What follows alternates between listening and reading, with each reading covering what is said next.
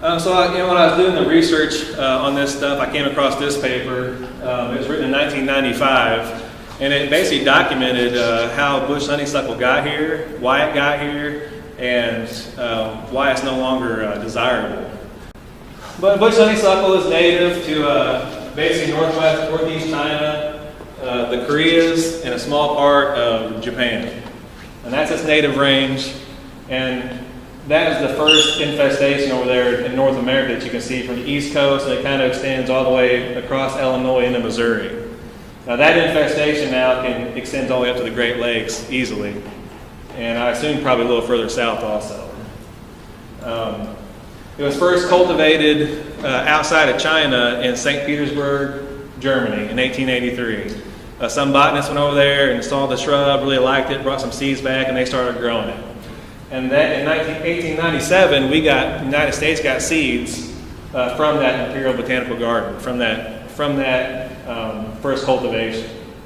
And then short 30 years later, 35 years later, the plant was commercially available from across the eastern United States, basically.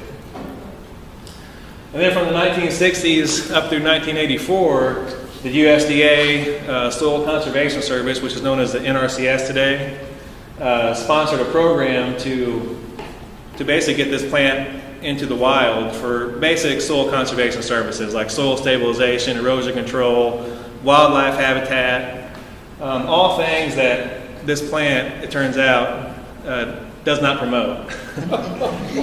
It doesn't stabilize the soil, it doesn't prevent erosion, and it's not a wildlife preferred shrub. And there are 5 major introductions across the country at this time. It first started to escape in the 1920s, and we realized it first became naturalized in the woods around the 1950s to the 70s. And nobody really researched the shrub until around the 80s, and shortly after we started to research and look into it, it was outlawed in the state of Illinois in 1989. Basically, no nurseries can really sell it. And the results are pretty much catastrophic, which we'll see here very shortly. There's economic damage, aesthetic damage, and ecological damage is out of this world. An 8-year-old infestation and on significantly reduces your timber growth in your woods, which is a major economic problem for forest landowners.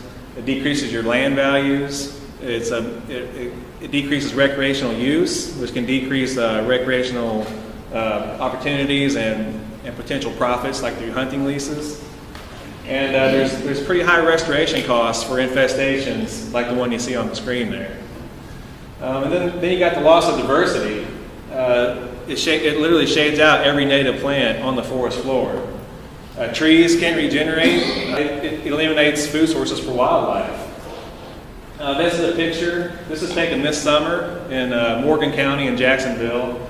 And you can see that's an understory of a mature forest. And it's just bare dirt. So you can see how it doesn't prevent erosion. There's nothing there to stabilize the soil. There's no native plants. There's no tree seedlings. There's just nothing but cover, I guess. And you can see how big these shrubs are. This infestation's got to be over 30 years old.